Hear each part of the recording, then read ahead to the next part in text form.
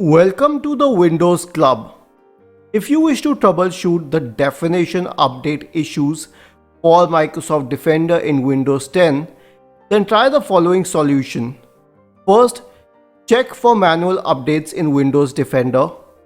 Click on Start, select Settings, scroll down to Update and Security, go to Windows Security, go to Virus and Threat Protection, scroll down to this option under Virus and Threat Protection Updates and click on Check for Updates.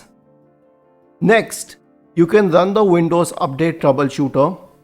Click on Start, select Settings, go to Update and Security, Troubleshoot, Additional Troubleshooters, Windows Update, run the Troubleshooter. Lastly, you can use these command line utilities.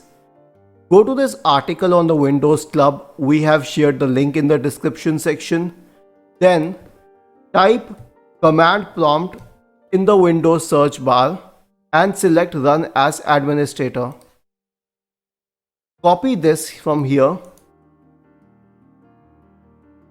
and paste it in the elevated command prompt.